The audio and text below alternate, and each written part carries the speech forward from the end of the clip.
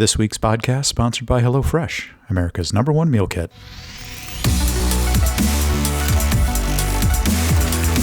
Hey everyone, welcome back to the PC Perspective Podcast. We're at episode 735. This is being recorded on August 9, 2023. I'm Sebastian Peak. I'm Jeremy Hellstrom. I'm Josh Walrath. I'm Brett Van Springberg. And I'm Kent Burgess. Yes, we're all back, and the giant PCPer logo too, if you're watching the video, to talk about a week that was in the tech world. PC news happened. Lots of it, actually. Well, some more interesting than others. But first, we need to thank Wayne F., one of our esteemed patrons, and you can be like Wayne and help support this podcast by going to PCPer's Patreon. See how I smoothly covered that gaffe? Patreon.com/PCPer and give generously as many times as you can a day. Over and over and over again till it's... And hit that like button and comment, interact with us. Smash it. Yeah, smash it. That. Hit the bell. Smash that. If you haven't subscribed, subscribe. So you know when we go live for little random live streams that are going to happen. You guys have probably never seen it. It's the bell icon. You know, yeah, nobody's ever mentioned it before on YouTube. G2, nope. Just click it over and over while watching our video. Yeah. Because the Pilot G2 is the finest writing instrument ever made. Oh my. That's it's very... So we know how Josh is going to die in this bold episode. Statement. He's going to lose count of the clicks. You know what I like? You know how many sports reporters get people to interact with them? They say something really stupid. And well, yeah, you already said it's a sports reporter. Yeah. And so you know, the definition of the you gotta prime that well. Prime that pump, if you will. Mm-hmm. I just hit that handle. Pump that you know what choke. I'm saying? Anyway. What about the Pilot V8? What about a thinner tip? What about more precision? Yeah, but that tears through a lot of different papers, and I don't like that. Yeah. If you have a light touch, okay. The G2 is it gel or is it just that it's a roller? I thought it was gel. It's gel. Okay. It's the gel. G for gel. Yep. Okay. 07 is it's not a fine tip, but it's not super coarse either. I think it's a really nice balance. I like the V8. So when you're doing actually writing on your notepad, writing down all of your graphics card information. I don't use a pen. I don't use a pen for that. You know what I prefer? Pentel, made in Japan. Look at how nice it comes out. Mechanical pencil. See that? It is nice. It is nice. Yep. It's very nice. That's I'll tell you, G2, it's magic. Magic. It gets that ink on the page. It does. It does it. Doesn't smear. Dries quickly. Anyway. So for Josh, my are pick of the you week, right-handed? I sure am. Yeah, lefties That's why it doesn't smear for you. Still not better than a Be Quiet screwdriver. Just telling you right now. Let's go to Laramie, Wyoming for our food segment. Correspondent Josh Walrath is standing by. Me. So it was a little bit different special today, but one that I welcome because it was not a hoagie, but it was a Euro wrap. So they didn't do the traditional Euro with the the thicker kind of bread pita. It was more of a wrap, but it had all the goodies. It had the lamb meat in there. It was nicely spiced and cucumbers and lettuce and feta cheese and tzatziki sauce. It was all the good things, and in a slightly they did kind of heat up the outside to crispen up the tortilla a bit. So that was nice. The fries were excellent. It was really a nice meal because you really can't get gyros around here except at Arby's, and sometimes we really question if that is really a Euro. So there you have it. It was not a burger, but it was sure a tasty Euro wrap. Let's move to news. And there's been a special driver issued for Ratchet and Clank on AMD. It now supports ray tracing if you have a Radeon GPU. Now, initially, this has been a poster child for RTX On if you've followed social media, and specifically, NVIDIA-related channels. Now you can get ray tracing on your Radeon in Ratchet Clank Rift Apart. So go out and download the latest update today. Version 1.808.0.0 enables ray tracing for compatible AMD GPUs if you're using Adrenalin 23.10.23.03. Oh, you can do ultimate ray tracing with an RX 7900 XTX, according to this. Well, you can certainly click it. I want to see. It says it'll do 4K 60. It says 4K 60. Yeah. That's amazing. At ultimate? Oh, and is that using DLSS? Or, sorry, I don't know. FSA or FSR. FRS? FSR. I see an asterisk. There is an asterisk on the slide. Yeah, that's FSR. So that's probably... Not that that's a bad thing, but... Ray tracing, you have to be very high. I mean, it is very high. Mm-hmm. Now, far more interesting, but flagged as a rumor, and therefore, I don't know if it was suitable to be our lead story tonight, but let's all freak out about this story from videocards.com. AMD. Oh, this one. Rumors suggest that AMD might have canceled Navi 41, Navi 42. Yesterday, a rumor surfaced regarding AMD's plans for their Radeon RX 8000 GPUs, prompting us to investigate further. This is videocards.com. While some uncertainty remains, multiple sources have echoed similar claims. So, AMD may not have a high end in the RX 8000 series. They could be targeting mainstream, mid-range, price performance like they did back in the famous Polaris days. Polaris card for their time, and it was essentially, an optimized Hawaii that was smaller, cooler, more efficient, and that was it. But at least it came with 8 gigs. You don't think this is an attempt to say, well, we don't compete at the high end, so therefore we don't have to have any embarrassing comparisons? I don't think that's what they're going for, but it's what it feels like. That's is, a side effect. The RTX 4090 blew us out of the water, and now we're just going to focus on 70 level performance next time. So therefore, we, AMD, we can just ignore a particular high-end card to say, oh, we don't compete with that. Our price performance is elsewhere on the spectrum.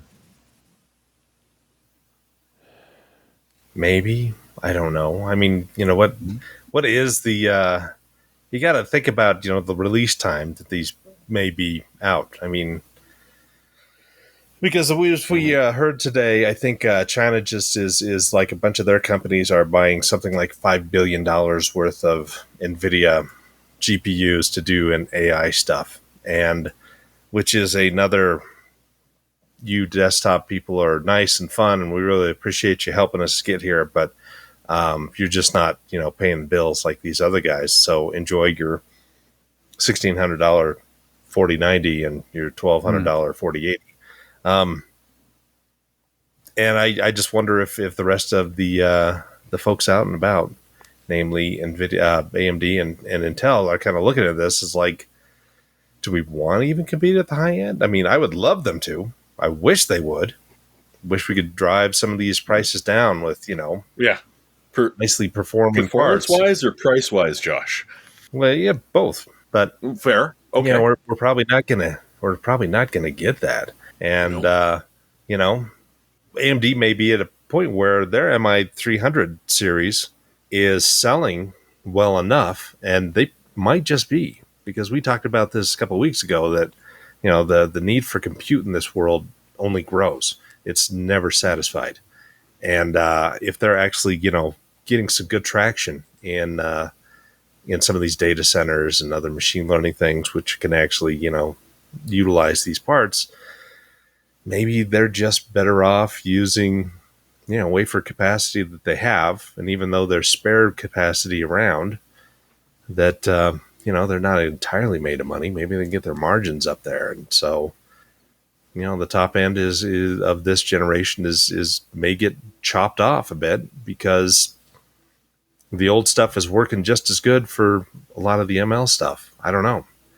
It is certainly an industry in flux right now, just because it's almost like mining 2.0, except there's not as many kind of underhanded, under the table deals of where GPUs just go into darkness and end up in these giant folding factories. So I don't know. It's an interesting thing to dig into and get some more discussion, but it's definitely not 5 years ago when we were sitting on the 2000 series and AMD had Vega at the time. I mean, there was some comparisons in there. So yeah, it's a very different world where the desktop and gaming is being pushed to the side rather quickly. Mm-hmm. I know, Josh, you talk about die size and yields, and if you think about a company that's paying TSMC to produce a 10-inch wafer, how many dies you're getting off of that? Yeah. And then you look at products like this, the H100, which is at CDW right now for just $30,602.99. Oh, available in 5 to 7 plus days. We need stacks of those. Stacks and stacks. This GPU is 814 millimeters squared. And that's really large. It's really large, but I would rather take my chances on yields when you're getting, that kind of money versus a big graphics chip and selling it for $1,000. Yeah, but it's not just the chip. It's packaging, also interposer and the HBM memory stacks and so but it's still going to be probably just the package itself, $1,500. Really, just for the package? I guess that explains why they're so expensive. That's, quite a lot. So yeah. And 80 gigs of HBM memory is going to be expensive. Yes, it is, but you won't be able to make enough of them to keep up with demand. Yeah. Whereas with the high-end gaming cards, 800 millimeter part is going to be, you're looking at maybe 50% are good after, ouch, kind of recovering them. And a current 4 nanometer from NVIDIA wafer is approximately $17,000 to $19,000. So you can do the math. You can get out your little die calculator, and it would hurt. Yeah, 8102 is only 609 millimeters squared. For some reason, I thought it was bigger. I guess I was thinking of something else. No, the RTX 4080 is smaller than 400 millimeters square. Yeah. Wow. Mm-hmm. So it should not be priced the way it is, but yeah. Well, it should be priced higher because if 800 millimeters squared is $30,000, the gaming cards are a real steal. Exactly. Seriously, I had a conversation once with an executive at a company during an event, and there's this question about, where does gaming kind of fit when you're planning and you're paying for these wafers, and this enterprise product has this kind of margin, and this consumer product has this much, much lower margin. And you're obviously trying to, move units and foster goodwill. Maximize shareholder value. Exactly. But on the other hand, you got this whole AI thing now, which kind of changes the whole dynamic because who cares? Who cares about, just use AI upscaling for everything. Put AI in front of it, and then it's fine.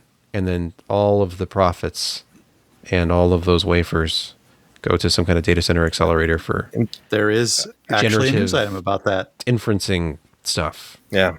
And here's the powered toast. Go ahead, Jeremy.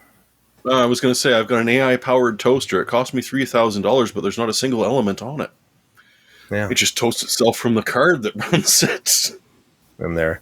No, interestingly enough, NVIDIA, for a lot of this AI ML stuff, they have not butchered performance on the desktop cards. And so, previously when you wanted to get some of these high-end features, that would be disabled on, the consumer graphics, but enabled through drivers and soft fuses on the higher end cards. Of course, they sell those higher end cards, but with MLAI, there are none of these kind of limitations. And so when a company who's doing models, they see, a 16 gig card for only $1,200. I mean, they're buying them. I mean, the company I work for didn't even blink an eye, throwing down $700 on a 4070 for just this testing machine that we did out in a wind turbine out in the boonies. And that's kind of where it's going. I forget who had done that picture, but it was a whole stack of XFX 7900 XTXs that they were thanking AMD to help, provide them for machine learning, AI stuff. Mm-hmm. And yeah, it's the Wild West again. It's not mining, but it's not far away. Josh, as you implied, their libraries that they're providing, all the APIs, actually run equally well on other silicon. They're not blocked out from the consumer level silicon only for their running in their, their high end, server style cards. Yeah. So, and I mean, the APIs work equally well. Yeah, they are providing more performance and more features with these top end big cards because of the 80 gigs of HBM3. When you're training models, often we have to really take into effect how much local memory there is. And you have to, cut up some jobs, and you really have to, pay attention to what you're filling up, because some of these models will go past, what's available on the card. And then you're dealing with all kinds of other issues. But if you've got really high speed of 80 gig on this, super chip that is just chugging through, for some companies, that's going to be worth every penny of that $30,000. It's like 1.6 terabytes per second of memory bandwidth on that thing. Yeah, it's ludicrous. It's insane. Awesome. The thing I wonder about with AI sort of taking over for, NVIDIA's business plan, and AMD looking to go that route a little bit as well. If we're looking at the gaming industry sort of turning into, for chips, what like the car industry is, where, in the future, all the most up-to-date architecture is not going to be on the enthusiast desktop platform. It's going to be going out to businesses, and gaming cards are going to be on older architectures where there's fab space. Yeah, and the car is a good point, because that's where NVIDIA cut their teeth on machine learning. Was all of the supposed auto drive that they've been working on, or at least crash recognition and that. I mean, that's where they first started out with this, 5 years ago, 6 years ago? And it's just blown up for them. Unfortunately, not great for us. 2018, according to the latest chat. Okay. Yeah, we'll talk about that in a moment. Speaking of NVIDIA, just a quick aside here about driver stuff, but they have a Baldur's Gate 3 driver, and I was looking at the press release. It's something about 93% performance gains. Like, wow, that's some optimization. And of course, it's with DLSS enabled versus not enabled. So, but it's DLSS 2. They're not saying DLSS 3 plus frame generation. It's just DLSS 2. That's in super resolution performance mode. That's what, like a 2-to-1 upscale? Not 2-to-1. Like from 720 up to 1440 or something. But it's still, I mean, if you're on an NVIDIA card, obviously, that's a big deal. Well, I can tell you my 6800 XT can do 1440p upscale to 4K and peg 60 frames a second with everything maxed. Nice. Yeah. That is one area that at least NVIDIA has not skimped on, and they still provide a lot of support for the gaming people is drivers and software. So yeah, you gotta give them that. They haven't just gone, hey, we're cutting, the amount of people we've got working on drivers and expect only quarterly releases of drivers and bug fixes. They could do that, but they don't. So I'm happy. So says the ARC user. I guess like 2 a week.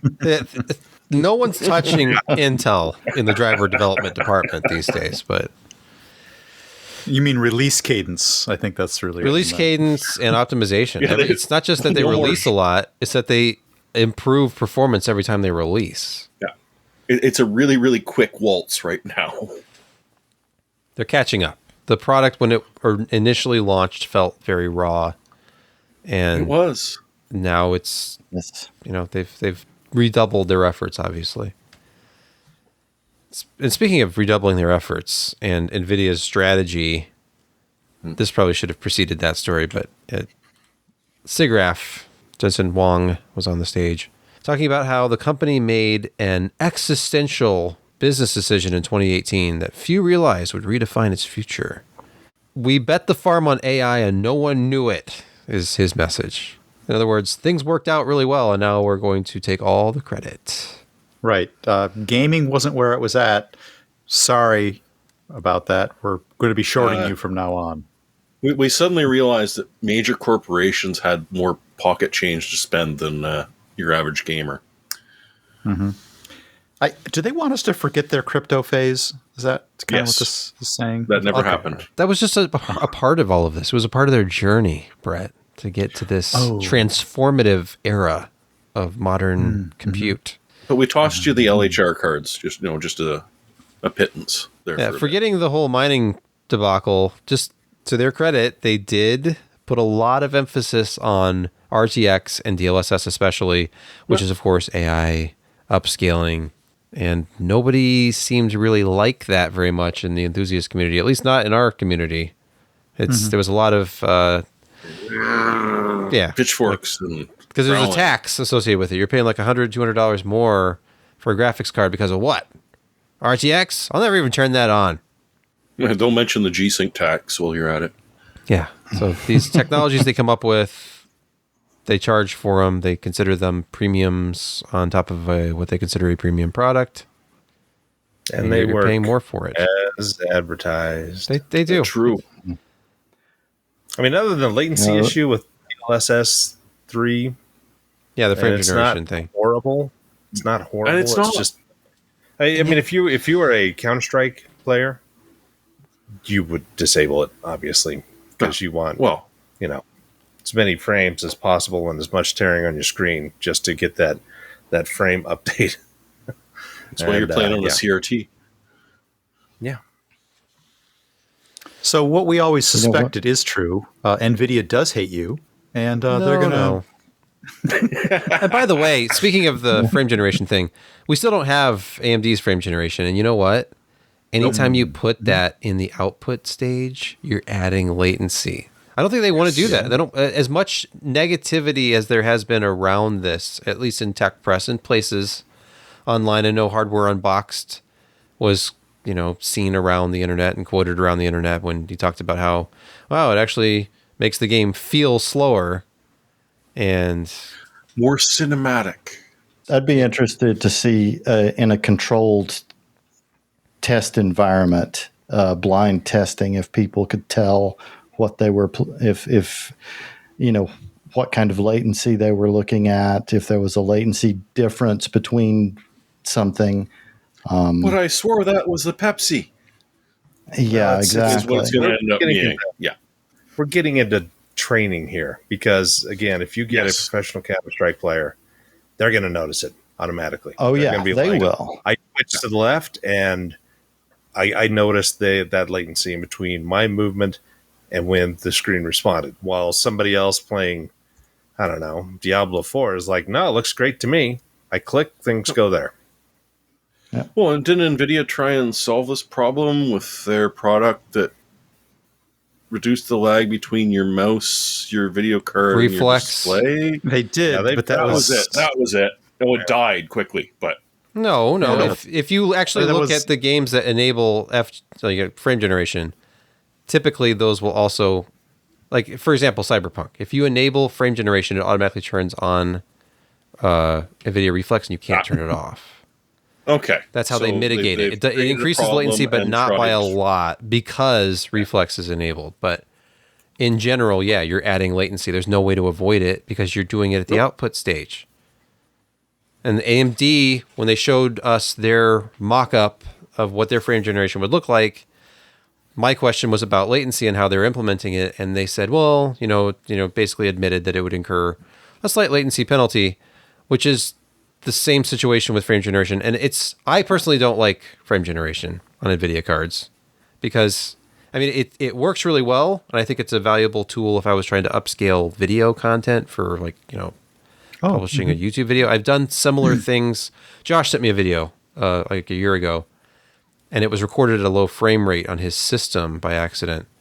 But I can't remember the name of it right now, but there was this thing that ran on NVIDIA cards, very slow, not real time, but it did a tremendous job. It made it look like native 30 frames per second video when I got done instead of the 15. And the closer we get to being able to do that in real time without it looking like that weird soap opera effect from a TV's processor where you do the interpolation between frames, that'll be fine. But right now it's glorified interpolation. It's better than your TV, so, but unless you're playing a turn-based game, probably not your best choice. But turn-based games, can look very, very pretty. Yeah. And the fact that you've got a little tiny millisecond, 5-10 milliseconds of lag, doesn't matter. You're not twitching. A lot of the overhead stuff is squad-based anyway, oftentimes. So, it's cute to see all your little guys crawling across the map. Let's move on to one of the most explosive stories in recent memory. Intel is working on a product that will change everything again. Remember when dual core first hit the scene? At first it was a little bit awkward. It would kind of glued together the cores in a manner of speaking, but then it became native and it was changed everything, especially once the operating system really took advantage of those multiple cores and games. Buttery, smooth desktop experience. Buttery. All of this lead up, of course, is for a story about a rumor about a possible return of the dual core processor. Yes, the Intel 300 is possibly in the works. It would replace a Pentium dual core product. The rumors, the usual data mining, Twitter rumors, 14th gen Intel 300 processor will be out in Q3 of this year. Specs. What is this for? What is this two for? cores. Is this for Jeremy's Listen, toaster? Brett, this is one it's for listen, you're on that one core processor. This is two cores, and it's hyper threaded, so you get 4 threads. 6 megs of L3 cache. I feel like I'm looking at an ad for like a mid-tier Core 2 Duo. Although that didn't have that wasn't hyper threaded actually. No, that was not hyper threaded. Man, Jeremy, each slice of bread gets its own core in your toaster. Oh, as is true, as is proper. The chip features 2 fewer cores than even the Core i3 13100, which is Intel's lowest end Core i3. Maybe the netbook's coming back. I don't know what this will be. It might be in some little net top or something. Mini PCs. The first NAS I built myself several years ago had a 3220T in it, which was a 2-core, 4-thread i3. That's pretty beefy for a little NAS, considering the kind of stuff that's been in most of them. I mean, obviously we are up to quad-core stuff. There's Ryzen-powered NASs out there. Yeah, I don't know if it's sort of an edge. Not a lot of multi-user on that particular NAS. I mean, it depends on how they're doing the I/O. There's cheap ways of dealing with networking that are CPU bound. I don't know. It depends. You wouldn't want to transcode Plex off of a dual core like that, but yeah. Does it has an IGP, I'm assuming. I don't know. They were talking about cores, clock speeds in the 3-something gigahertz range. So just interesting. It's current architecture. It's either like it's all a leak from Chili Dog at Golden Mango. So it's trustworthy. So it sounds just right. Like video cards. Video cards. Read it there. It has sources. People give them tips. All right. Our next story, Amazon, Apple, Intel, NVIDIA, Samsung. These are all big names, big companies with lots of money that they want to invest in ARM. ARM is going public. These companies want in. They want to buy in and make a load of dough. So the upcoming IPO for ARM This IPO might amass up to $10 billion and elevate ARM's valuation to a staggering $60 to $70 billion, according to Bloomberg estimates. Well, and interestingly enough, it came out recently that we didn't actually realize that Amazon is running more than half of all the ARM server CPUs on the planet. Interesting. Yeah, that actually is. It came out. I forget. Bernstein Research did this, and they figured about 10% of servers across the planet contain ARM processors. Honestly, seems low considering how many bloody ARM processors there are on the planet. But server processors, okay. 40% are located in China. That total is beaten by Amazon with just slightly over 50% that are running AWS.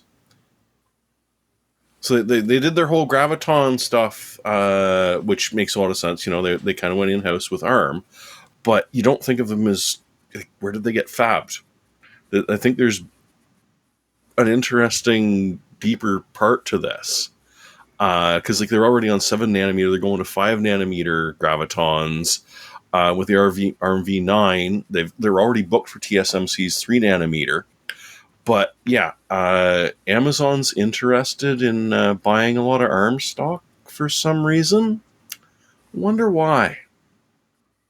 That is another company that can actually push the buttons on TSMC's pay us a lot and we'll get you some fab space. Hey, did you want us to start delivering your raw material quickly or slowly? Mm-hmm. Amazon has that little bit of leverage as well. I know that some of that horsepower goes into making my buying experience so easy. It's just so fast. Smooth. It's so easy and quick to spend all of your money on Amazon.com. The products literally, they flow so smoothly into your cart, you hardly even notice. I hardly even notice hitting buy now and having it delivered in the morning. They've been delivering stuff on my front step at like 7 a.m. Oh my. So it's alarming. We had Amazon something show up today at 7. Yes. Yeah. They're getting me to expect Sunday delivery now, and I'm not sure that's a good place. We do get Sunday delivery here. Yeah. Yes. Mm-hmm. All right. Our next story, a familiar face. Somebody who took about a year off from the industry, a sabbatical, if you will. The AMD Technical Marketing Director, Robert Hallock, has joined AKA Intel. Thrax. Yeah, AKA Thrax. No longer on Twitter, though, I don't think he's back. He's on Twitter. Is he again? Okay. Yeah. At Thrax, Robert Hallock, Intel, of course. I mean, where else do people go? People leave AMD, they go to Intel, it seems. People leave PC Perspective. No, he's been around. They go to Intel. They're all just a little club. And, you know, Robert and Ryan all these reunited. former editors. Yeah. But apparently he's going to focus on, what is it? AI. Surprisingly. Yes. That's shocking. Do you think he'll share the stage with Ryan? I don't know. He just says he had a restful sabbatical and he's going to start a new adventure. He probably won't be sharing the stage with another old name that we know of that has recently gone into AI. Jim Keller? Raja. Him too. That's true. Both of them have, haven't they, Josh? Yep. Obviously, this is a move up because he's not director of technical marketing. He's senior director of technical marketing. Does that mean he's Ryan's boss? No. No. I don't think so. What's They may be on the Ryan's same title? level. Oh, okay. Yeah. Let's pause here for a word from this week's podcast sponsor.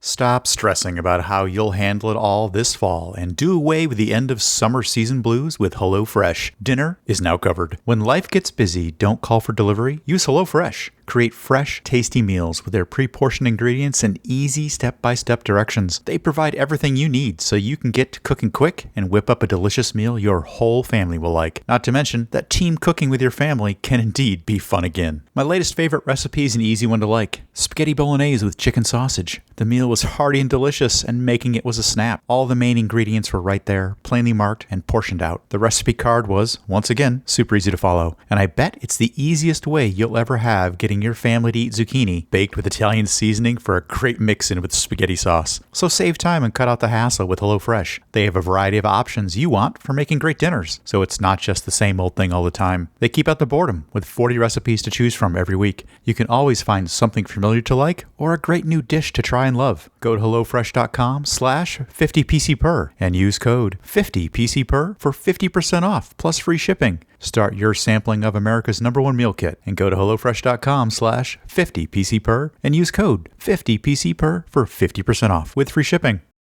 We're back, and it's time for Security Corner. And, there's this new attack that might be Intel's downfall, if you will. Well, Intel would prefer that you referred to it a little differently than that. Okay, what is it? Other than being called am downfall. I going to have to record a video about me being in a bunker and having a shaky hand and I start yelling about CPU exploits? Yes. In fact, I'm surprised that you haven't done it yet. Yeah. But no, they things for German and I'll have to have subtitles. Yes. Yes. Exactly. We'll call it Josh's downfall. Yeah. Josh's uplift, maybe. But no, Intel would prefer that you refer to it as GDS. It's a gather data sampling vulnerability. Like literally you run the gather command and it's possible, unlikely, but possible that someone who is on the same machine as you, because this affects Xeons, so you're on a shared cloud computer, someone should actually be able to pull off encrypted data from that same shared machine that you're on. The thing is, though, that it's really quite difficult to pull off, I think. And sorry, I'm just trying to find. There it is. So Intel reached out, and so this attack would be very complex to pull off outside of such controlled conditions. Affected platforms have an available mitigation via microcode. Sadly, as with all of these other sort of things, it's going to mean about a 50% reduction in any code you're running that's running a gathering command. And really kind of sucks. Now, Alder, Raptor, and Sapphire, not a problem. Oh, wait. Alder and Raptor are Lake, Sapphire is Rapids. I should get used to these new names again. So they're fine. But the older ones, it's like Ice Lake, Sky Lake, Tiger Lake, like so many of them. So all the Sky Lake derivatives, so you have like Coffee Lake and Cooper and Cabby and so all of those, they are. So Tiger and Ice, those are in a lot of laptops out there still. Well, I'm more worried about the cloud because, I mean, if you're on a shared machine, it's probably not a laptop. Yeah.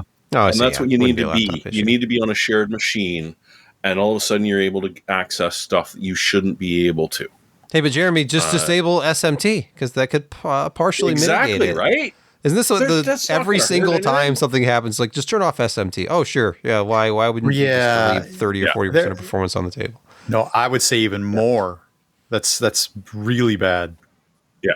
Well, and the real kick in the teeth is it's AVX 512. Right? AVX 2 is affected, but it's the AVX 512, which was the brand new one. And so the other question is, I haven't seen any news on it, but Zen 4 does AVX 512 instructions. I'm kind of curious if they actually managed to design it so it's not going to be a problem, or they mitigated it beforehand, or if it's just they haven't figured it out yet. It's a 2x256. It's a double. Oh, is it? Okay. So it's probably safe. It's going to be different. Well, we don't know if it's going to be safe or not, but the functionality is different between the two. Well, how the end result is the execution. The execution. Yeah. Hey, speaking of AMD and security, Inception. It's a new attack that leaks sensitive data from all AMD Zen CPUs. I thought we already talked about this, but this is different, I guess. This is from August 8th. This is like a Sleeping combo. computer. Okay. And now we don't know if we're dreaming or not. Yeah. Yeah. no. So it takes use of the Phantom one, which we've definitely talked about numerous times before, and it sort of adds on to that the Phantom speculative branch attack to make it a little bit even more effective. What does it say? Phantom speculation allows attackers to trigger mispredictions without needing any branch at the misprediction source, i.e., create a speculative execution period transient window at arbitrary XOR instructions. Yes. So you're actually tricking the processor into starting a whole speculative branch from an execution that doesn't even exist. And so now you've got this whole novel process running where you can combine with some of the other vulnerabilities to be able to jump into all sorts of sort of weird places that Spectre and Phantom have brought out. The critical blurb there was it tricks the CPU into thinking that the XOR instruction is what's called a recursive call, which then allows you to sort of take the program counter into your own space and execute what you want to execute. And so this one was 39 bytes a sec. So half a second to steal a 16-character password, 6.5 for an RSA key, which for this type of vulnerability is actually pretty fast. Mm-hmm. And the fact that it's just about everything. And so, hey, there is a strategy that you could fully flush the branch predictor state every time, because that's where the vulnerability comes in. That would introduce, they predicted, a performance overhead between 93 to 200%. Or just disable sucks. Just disable speculative execution entirely and then have the performance of like a 486. Or you could do that. So AMD came back and said that, hey, Zen and Zen 2, we actually already do that. Branch trait predictions are already flushed. Yes, it's a vulnerability, but if you're up to date with your BIOS, it doesn't. So, and you'll be so happy to hear this, Sebastian. There'll be some new Agisa code coming out in the very near future. Yeah, great. So check your motherboard's vendor, because there will be a microcode patch or it'll most likely be a BIOS update that will come out for your motherboard. And if you're running Zen 3 or Zen 4, you're going to be okay. Okay, did much of a hit at all. Did Bill the Cat type out the top part of TTE PHTBTB? Yes. Yeah. Thank you, Josh, because that was the first thing I thought when I saw that too. Yep. That's there is the old Berkeley breathed comic, Bloom County. Yep. So you benchmark everything again because your GISA code is changing, except this time for a very good reason. Because again, like the Intel one, very hard to implement, but kind of terrifying. And then Brett had to bring up this one. This is all you.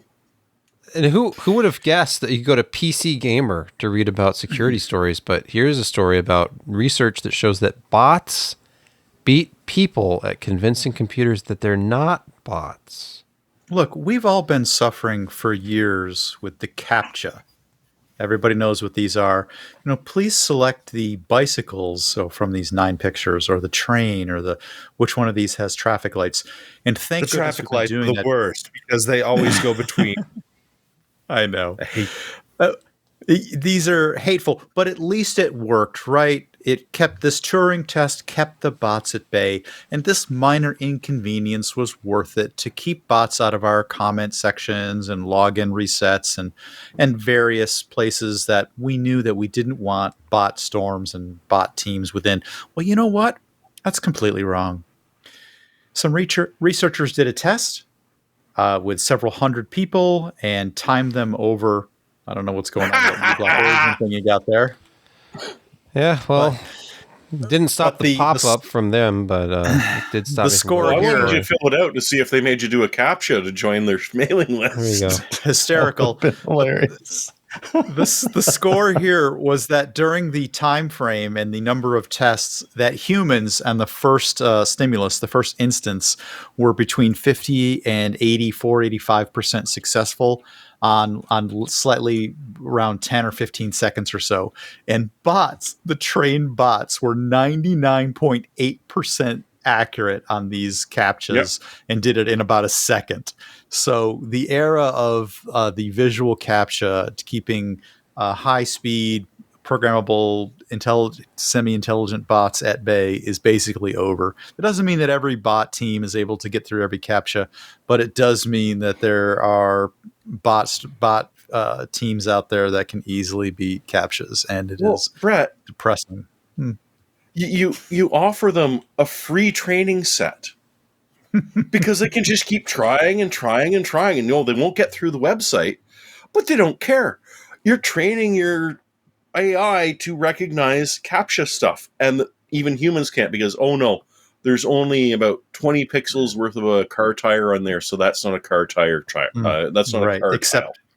Except now the AI has figured it out. And you do it over again. The AI is like, no, I already know that isn't that. Right. So now we're going to have to go to the blurry, mixed together text that it's never clear if you have to capitalize or not. And frankly is like literally, it's like, no, give me another one. Give me another one. I cannot read any of the crap you're providing me. Well, the takeaway is sort of between the lines here. And remember when I said that the bots were getting it right very, very quickly and very highly accurate. The new approaches need to incorporate behavioral sciences or behavioral analysis in order to try and discern, is this a human or is this a bot? Now, they'll eventually figure that out as well and put human stuttering into the responses. But at least we've got that going for us right now, and how to tell the difference between humans and bots is that we're slower and more mistake prone. That's going to help a lot. Yeah.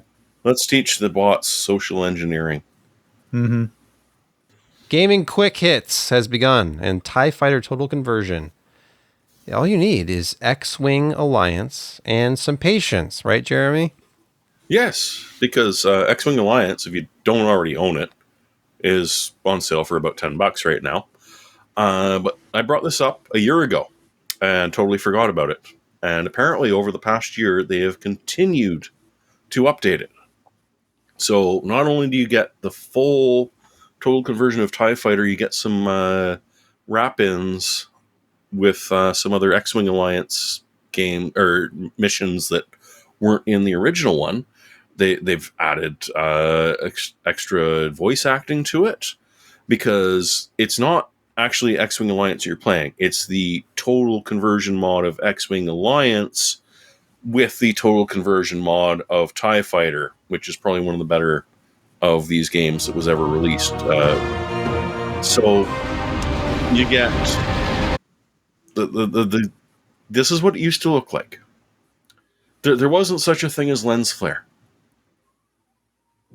And now it looks a wee bit, well, I mean, carry on, boys. Come on. Yes, we know. Play some game. Yes. Here we go. Speed. Oh, look at that. Even that. Yeah. I mean, it's not quite ray traced, but it's still... It's nice. They were great. Ooh.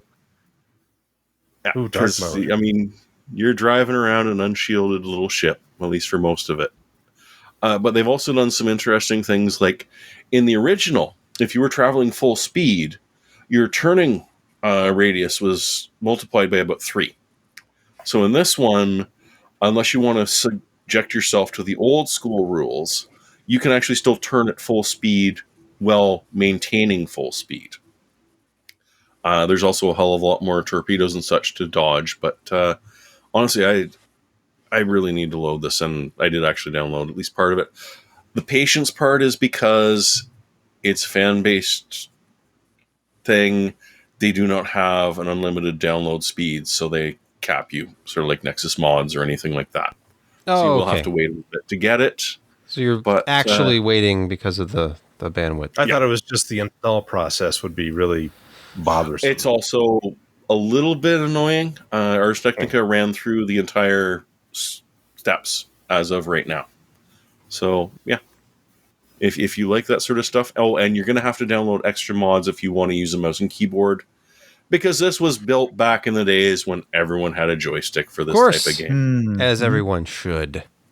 Damn You right. need it to play X-Wing, really. And a sound card. Oh, look, Josh. Hold on. Let me get in frame here. I've got a joystick right here. Even have a throttle. He knows how to use it, too. Yeah. Within arm's reach. Airbus 77. Oh, there he goes. Nah. Tight focus. look at the suction reach. cups on the bottom of that one. That's I can't reach mine. It's way over there. No, I got to unplug it from the USB because it's not going to reach. The throttle just doesn't want to reach there. But yeah. No, so much fun. And still so mad at the new Mech Warrior that it's not fun to play with this. It was built for mouse and keyboard, and well, I've come to accept this. I've come to accept that there will always be a humble bundle from Brett in this segment. What's this one? Well, it's Baldur's Gate and Beyond. The special continues. You know what? We're seeing so much air being given to the new release of Baldur's Gate 3. I think that explore the back catalog. Why not see where the story started or came from, or more sort of in the middle? If you're really into D&D, this is only a portion of it. But anyway, catalog is available for not a lot of money, and it plays on the latest OSs. So go get some. So is 25 gets you everything? Oh, I see. Pay at least 12, and you get these 8 items. Look at that. You get Planescape Torment Enhanced, Icewind Dale, Baldur's Gate Enhanced, Baldur's Gate 2 Enhanced. Thank you, Neverwinter Nights. The Complete Adventures. There's so much fun packed into this. So many games I don't have that time to play it. Chance to play. Yeah. Just add it. Hey, look, add it to your Steam backlog. Those other 200 games are lonely. Oh, no. My joke is that I can't play it because I'm too busy playing Baldur's Gate 3. Oh, I see. Well, the next story sort of plays into the just add it to your Steam backlog, because there may be a penalty for that. The next story is sad. A sad statement of that. Why? EA closing servers? Yeah. Stunning. So, Crysis 3, Dead Space 2, Dante's Inferno. So if the game that you've been saving to play in your back catalog has their servers shut off and there's no single player portion of it, you just wasted your money and never played.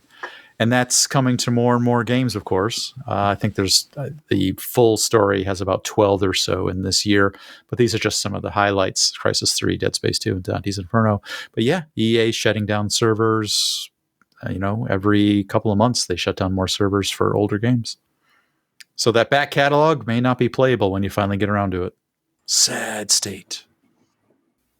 Let's move on to a featured review of the week. And Kent went all out to tame those 13th gen thermals. And I was there's going to be stripping involved in this. I was enjoying this, just putting it into the system, looking at all of these methods that he used to get to that point. The subtitle's great too. Void your CPU warranty. Ask me how. Well, how did you do it? See, now that's a damn good title. Yes, it is. Yeah. So yeah, the 12 Intel 12th gen and 13th gen top end 900 series chips, they use a lot of power. The 12900KS uses a little in excess of 300 watts, and the 13900KS at stock settings will use up to about 360 watts. And it gets hot. And there's a lot of different methods for trying to tame that and keep it cool. Water cooling is about your best bet. But, that doesn't leave a lot of headroom for if you really want to push the CPU or overclock it. You can do some undervolting and get a little better clocks, but I really wanted to see, what kind of headroom the silicon actually has. So the first thing I tried was, the stock mounting bracket, and then the contact frame, originated by Der Bauer and Thermal Grizzly, and then numerous other manufacturers have taken it on. The model I used is by Thermal Right. And I was actually very surprised that I had almost no benefit from that over the stock bracket. Although I have seen, and although I have seen, I know Sebastian had a huge benefit. Sebastian had great results on that. Yeah. Sebastian had great results from that. I really didn't. On this example, now, my CPU was buckling though, and I had a noticeable. It was a bit concave. Like if you looked at the actual thermal spread, it wasn't even. It was a little light in the center. So I had used that same. Yeah, I had used that same frame on my 12900 KS, and it wasn't a huge benefit like Sebastian got, but I had gotten some better temps with it on the 12900, and I think maybe the 13900 KS that I got may just have had maybe a flatter surface to begin with, and it was also new, so it was not buckling. So the next thing I did was I used Thermal Grizzly's CPU lapping tool, and oh my god, this is where you start voiding your warranty, my friends. So. And never listen to Josh's advice when you're lapping a CPU, by the way. Yeah, don't use honing oil. No. It would be I used the Thermal Grizzly tool. I got a piece of scientifically flat glass to use for the lapping, and you'll notice that the die, the IHS on my CPU seemed to just be pretty even overall. It was a little bit concave, little high spot in the center, but once I'd gone through the 3 stages, overall it was fairly even. So it's that grief, denial, and then cracking the CPU. Well, I'm sorry. The stages, yeah. Actually, you meant convex, right, Kent? Convex is what you meant. So this explains why you didn't have the same benefit from that contact frame then, because my CPU was a bit concave. So if you were already convex, then that takes care of the buckling issue right there. So and even with lapping, there was a small benefit, but it was not a huge benefit over just stock. It was the hottest core after a Cinebench R23 run got to, I believe, 96 degrees. At stock, it was 100 degrees. And that was with the temp limit raised from 100 to 115, so it wouldn't throttle. Again, I don't recommend doing this if you're out there. This is not an instructional article. It's just... But you clearly are instructing people with all these close-up photos and explaining exactly how to do it. How to void your warranty. Should we put a disclaimer on this article? Oh my gosh, probably. I think the subtitle says that, doesn't it? How to void your warranty. That could be argued in a court of law. So, and honestly, that if we ever do another PCPer t-shirt, void your warranty, CPU warranty. Ask me how. Yeah, that's great. Definitely worthy. That should be the next t-shirt. Void your CPU warranty. Ask me how. And like, ask me how. Like thumbs up. Like, I can do that. Yeah. Perfect. So again, lapping, which voided the warranty just as much as delidding, had a small improvement. Nothing fantastic. And while I mentioned in the article, I haven't mentioned it here yet. This was with the motherboard at all stock settings with 2 exceptions. XMP was enabled and all the power limits and duration limits had been maxed. So this was stock voltages and stock clocks, but it was just allowed to run at at full bore for the entire duration. And oh, by the way, you raised the thermal limits to 115 C. Yes, correct. So anyway, the next thing I did was I delidded the CPU using the new EK Durbauer delidding tool. It's a little more difficult, a little more time consuming than some of the other methods I've used to delid previously, but I really think it's probably the safest way to delid a 12th or 13th gen CPU if that's what you really want to do. Is that just, a thermal paste or is it soldered? It is soldered. I chemically remove the solder using on it using something that Rocket Cool sells that's called Quicksilver. You can just use the liquid metal thermal paste to do the same thing, but I really want to save all of that I could for various applications. Wait, how do you crack it off without? Okay, so solder. Do you have to heat the chip up first before you? You can. They generally recommend you heat it up. What I did was I basically ran it about a 30-minute run of Cinebench, shut the system down, pulled it out, put it in the delid tool, and worked from there. Okay, just run it without a heatsink. Just turn off the thermal protections, run Cinebench without a heatsink. It'll get really hot. Yeah, it'll get super hot. No. Use the self-heating element.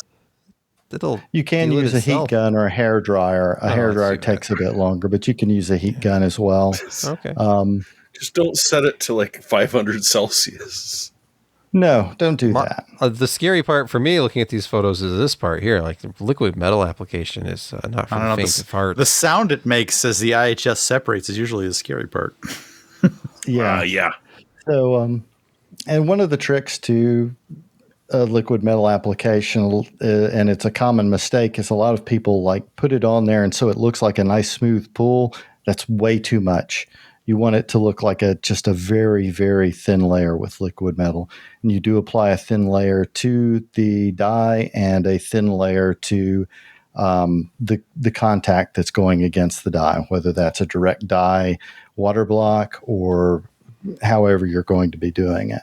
Or you can relid at that point, which I don't know that there's really any benefit to relidding on the newer chips. Because the solder is quite good and it's not a tremendously thick layer of solder.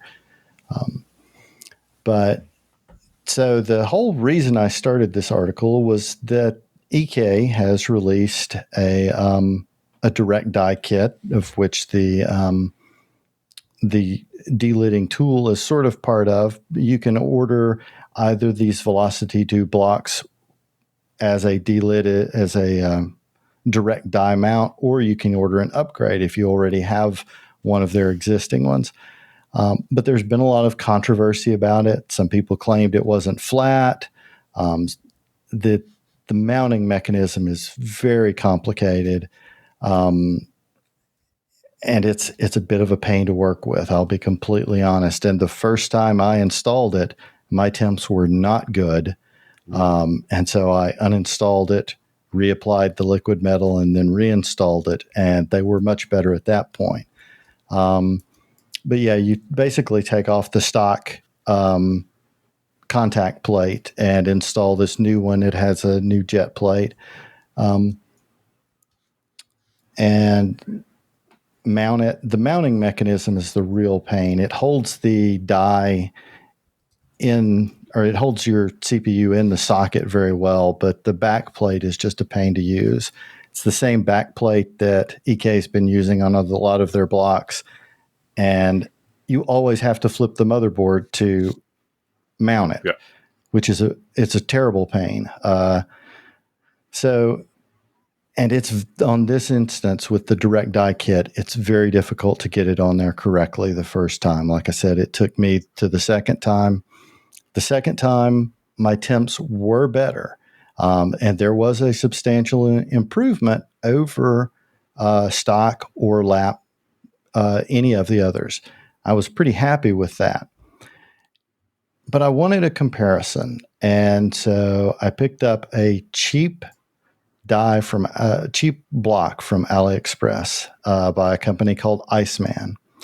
It's just a machined copper block that's been nickel plated. I got to ask this real quick. When you got the DHL notification that it was coming, did you yell out the door, "The Iceman cometh"? No, I did not. Next missed opportunity. Missed opportunity. Yeah. Missed opportunity. But so the Iceman block, it's very simple, very straightforward. It just replaces the contact frame. You screw it into the stock back plate. I use the stock torque specs, applied liquid metal, and the temperatures were astoundingly good. It beat the EK block by over 10 degrees. Wow. The hottest die on the Iceman under load was 58 degrees over ambient. It was astounding. The coolest die was only 47 degrees over ambient. That's after a full Cinebench R23 run, and it's almost 20 degrees cooler than stock. It's just a completely new way of working with it, because now you can undervolt, lower the temperatures even more, and give yourself a lot of overclocking headroom. The one interesting thing that I noticed with both the EK Direct Die and the Iceman was that running the same temperatures with the same tests with the same motherboard settings, they were both pulling less watts to do the same work. And I'm guessing that that's just somewhere in Intel's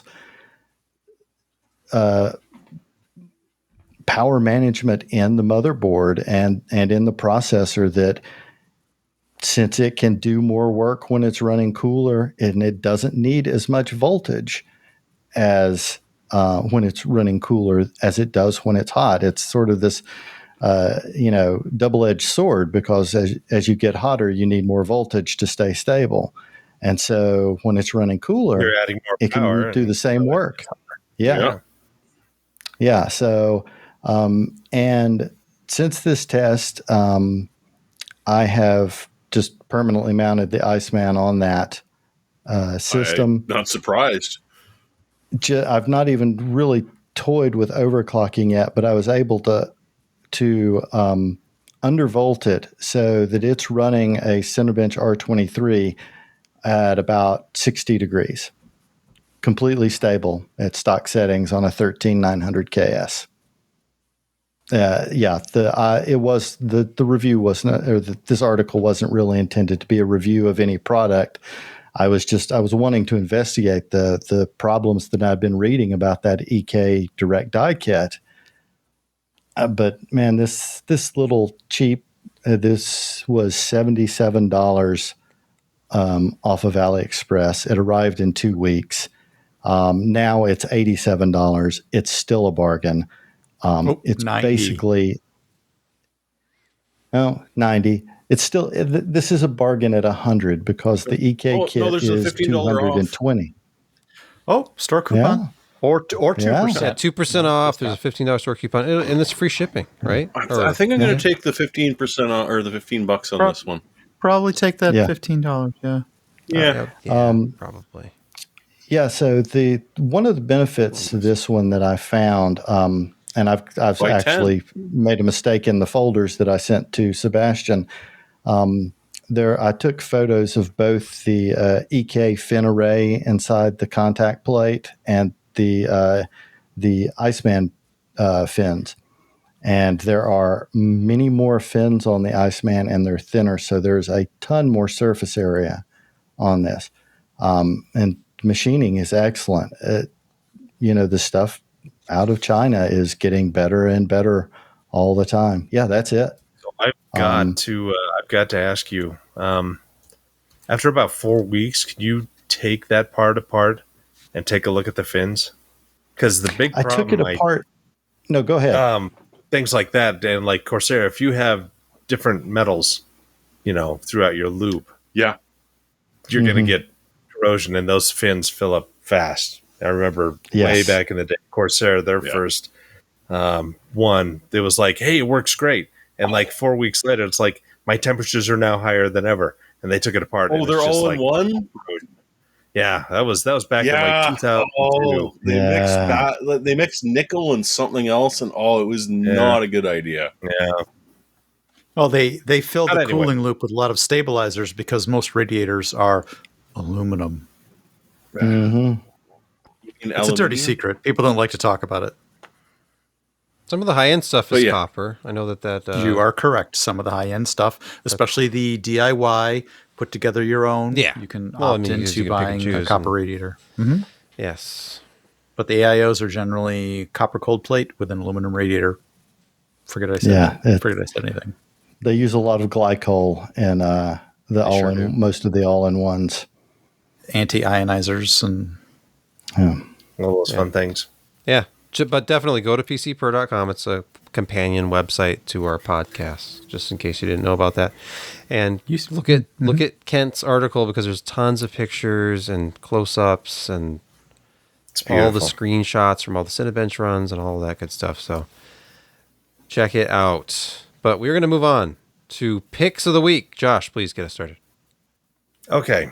So this group's been emailing me now and then, saying, hey, we've got these specials on. Here's a really interesting monitor. I don't know much about them, but they're interesting. And so more than likely, in some discussion, these are some B-grade panels, and they have some shortcuts. But for a 49-inch, 51 whatever by 1440, curved HDR 400 USB Type-C speakers, 120 hertz. I mean, it's a pretty good deal because the price is not $949. No, it's $150 off of that. So it's $800. You get a tremendous amount of space. It's a VA panel. So, HDR 400 is okay. It's pretty skinny for what you got. One of the only problems that I see is that the HDMI is limited to 60 hertz at that resolution. But it's got DP 1.4. Yeah, you're just watching a movie with HDMI, right? You're just watching a movie. You're playing games on DisplayPort. Correct. With the monitor like this, yeah. Yes. Yeah. The curvature, is 1800 enough when it's 49 inches? I want it to envelop me. I want it to just wrap around. Usually you're seeing 16. 1800R is a bit more of a curve than normal. But it's 49 You're going to want that inches. Corsair one that bends. You can just grab the corners and pull it at you. There you go. Yeah, that took off well. Somebody said, it has Ethernet? It does. It has... apparently, it looks as if it does. Why? What is this? 100 megabit Ethernet. What? But why? Remote? Oh, that's for the built-in Alexa. No, I'm just guessing. I don't know. I don't know. It's probably not. Maybe it's a firmware thing. I don't know. That's weird. Yeah. Sure. In Russia, monitors spy on you. Yeah. So yeah, it's an interesting little company, and they have some interesting deals now and then. Because remember back in the day, the really inexpensive, cheap Korean brands that you would get overnighted across the sea, and sometimes your quality was really good, and sometimes it was not so good, but it was really inexpensive. And this is kind of that same thing. I'd love to have a 49 inch. I would love to get one of these, and at 800, it's like, ooh, it's just about there. Yeah. All right, next up, Jeremy, your pick this week. Well, hey, you got to watch this live to be able to get this one because I couldn't really find anything that wasn't ending probably in about 2 hours from now. But do you remember when AMD B series were cheap?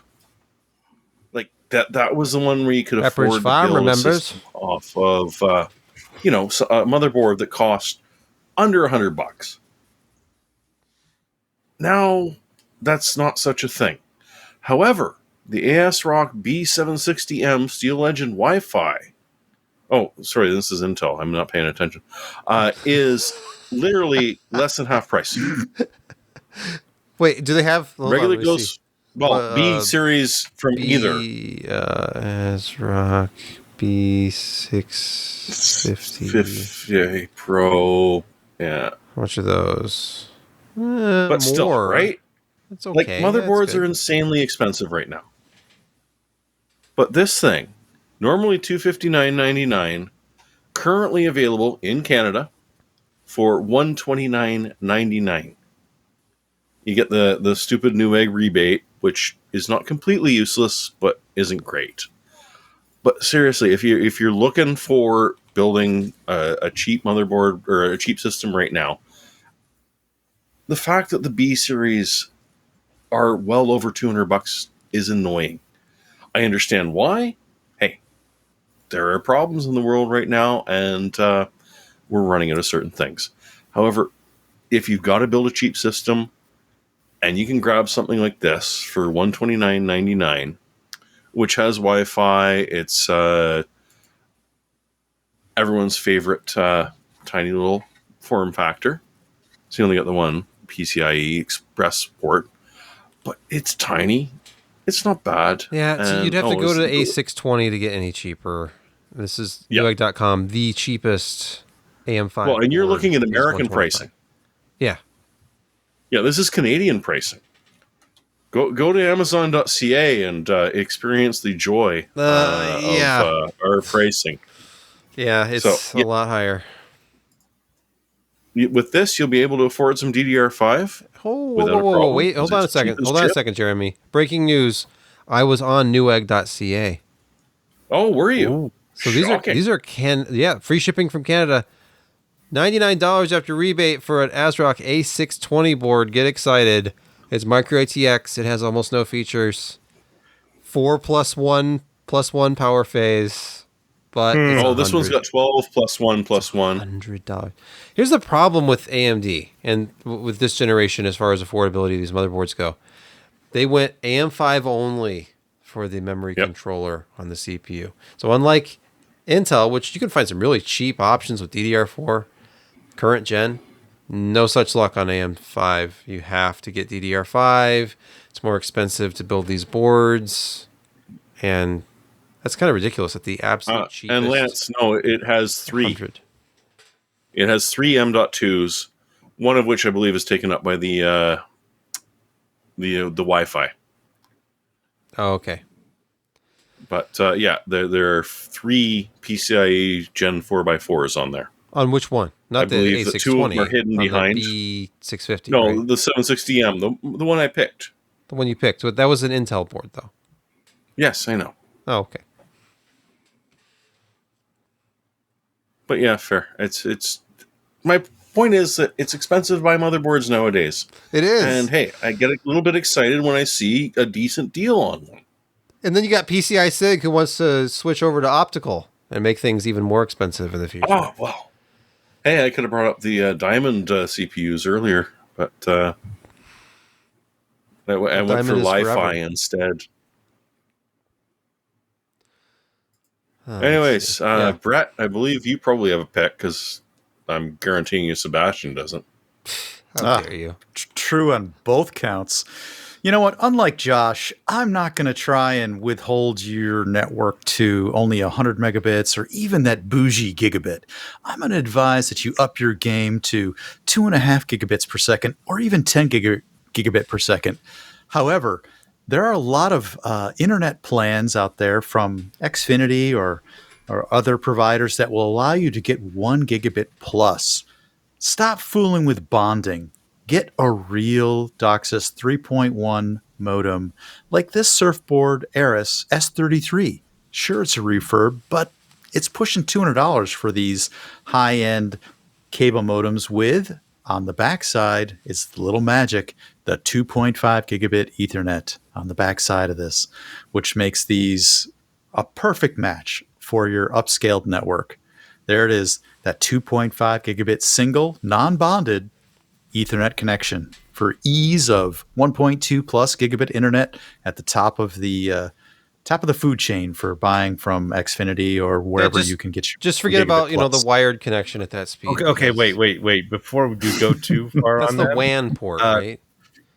That is the WAN take port. a look under brand Eris, internet service provider. Suddenlink, not compatible with AT&T, Verizon, CenturyLink, Google Fiber, Comcast, Xfinity, most regional cable internet providers, Charter, and Cox. That is not true. It is actually not true. Listed. No, it's not true. Go look at like Xfinity's site. It's supported. The S33 is supported on their site. Fine. Okay. I think what they're suggesting is you don't get DOCSIS 3.1. It's possible that you might not be able to get DOCSIS 3.1, but it is definitely because they're only offering 3.0 and they don't like doing it. It has been a recent addition that they now support DOCSIS 3.1 and the S33 modem. So look that up, but make sure to look this up at your local cable provider. And if you're going to go to the highest tier of 1 gigabit plus, don't max out your 1 gigabit modem. It's straining at 1 gigabit. Get a new modem that's capable of 2.5 gigabits and compute with ease. Don't get stuck at Josh speed. So, speaking of which, we now have Blue Peak Fiber. They came by and said, we're turning up your neighborhood. If you want, I'm jelly. 2 weeks from now, we can get you a guy to come out, and I've got to get a few things in order before doing such a thing. But it's 2 gigabit for $60 a month. Nice. So that means that I need to wait for the Eero 7 because they bundle the Eeros with their service. It's nice. And I will have to upgrade to 2.5 gigabit networking. One of us. My pick this week. Wait, what? My motherboard doesn't even support 2.5, so I'd have to get one of those $26 network. Oh, they're a very great investment. They work perfectly. 2.5 you can do on a 1X, so you don't even need a 4X card slot for that. Josh uses real motherboards that have multiple expansion slots, so I do. It'll be fine. I do. Mm-hmm. My pick this week, I'm going to look to my left. You can't see it's off camera, but I have a shelf, plastic shelf that I recently put together. That's not my pick, but I've been piling things on it. I've been finding things in various places and assembling them here, so I have a collection of in-box computer hardware. So let me just get off camera here for a second. I will grab the first thing. Oh no, where'd he go? What do you have? It is That's technically within reach. It is the Sound Blaster X2G. Oh my god. This is an external sound solution. Yeah, it's ugly as sin. I've seen one of those. It's about what's inside that counts, or whether what's outside. What about 2001? Let's see. Let's read the box together. 2002. See if you can find the copyright date on here. I can't see stuff. Well, okay. I'll get closer to the. I can't. Made in Singapore. Made in Singapore. Made in Singapore. Yep. The serial number. Windows. I'm gonna get the $10 discount on that. I have your serial number now. Okay. Not seeing a date.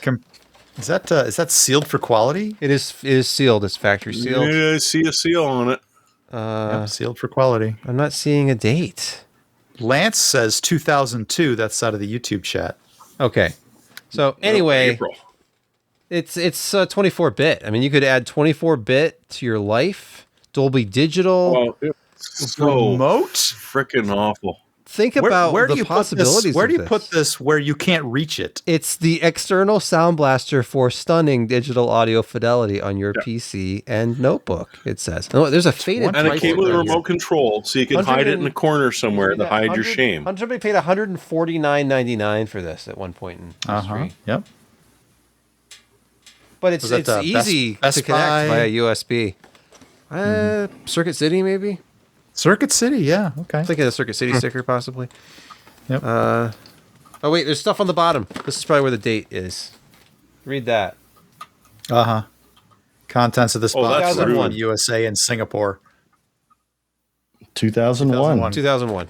So, I mean, 2001. I would expect something like this to be FireWire, but no, it's just good old USB, which is probably just I- USB 1.1. I think I saw you yeah. flash a couple of S-video connections at me as it was flying by. Optical Yes, in there and are. out. You got to have that optical pass-through Yep. in your life. So, yeah. It's really This useless the thing brought to you by staying up too late at night on eBay, apparently. I don't even remember the buying it. YCRCB of S-video. It's really tough to beat that for analog. So All right. Kent, an actual pick, please. An actual pick. Well, Jeremy was showing cheap motherboards, and I'm showing a motherboard that, well, by itself, it's not really cheap, but it's a good motherboard. This is an MSI. It's a Z690, so it's sort of last gen, but you can update the BIOS for 13th gen processors. It's a 8-layer PCB with 2-ounce copper layers, 5 M.2 slots. So it's a good solid board. It's $309. But the interesting part is when you scroll down the Newegg page to the combos that they have. So you can Keep get going. this. The other way. There you go. Yeah, a little more. There you go. So you can get this motherboard, for instance, with a 4 terabyte Seagate Barracuda for almost $60 less than the motherboard by itself. or the So drive, 250 practically. Yeah. So also there's some more interesting things. Like right now, the 12700K Intel processor is on sale for about $315. You can get it with this motherboard for $429. Even more interesting than that is you can get it for $539 with the 12900K that also has an $85 coupon code on it right now. I don't know how long that's going to last. So you can actually get it with a 12900K and the motherboard for slightly more than with 12700K. They also have a combo that includes DDR5 memory and even a 360 millimeter AIO cooler. So you can pretty much get half of your system built for around $500 because of the crazy combos that are available with this motherboard right now. Is that it? But it's not compatible with his sound card, is it? Not with the X to G. Somewhere Josh. else, I have one of those, the internal sound cards that had what looked like a 40-pin ribbon cable to go to a front 3 or 5 1/4 inch bay. Mm-hmm. I have one of those too, still in the box, but it's a refurb. It's not in the original retail packaging. It's white box. I'll have to do a build with that someday. Do you have any spare Josh. MTC cables? No. Yeah, yes, Josh, Brett? I look forward to hearing your experience about upgrading your internal network to a faster speed. I think it should be equivalent to practically going from spinning Rust on a PC boot time to an SSD. So I think it should be equivalent to something like that. It should be somehow really eye-opening. those 600 megabit internet packets are moving far slower on my gigabit Ethernet. No. Josh still thinks it's that the not only like reason that. you have a home network is for internet. No, we're talking about know. moving files around. I used to Painfully do that slow. back in the day, but I haven't done any kind of reviews lately that needed that kind of stuff. Josh, So there. What? you have a physical media collection. If physical media is dying, they're not going to make it anymore. Soon. Hey, now. Yeah. So You need to get that transferred. you need read to out. start backing up your physical. Back up those bits because bit rot is real. I've had discs True. rot out to the point where they weren't playable anymore, and these are not even that old Blu-rays.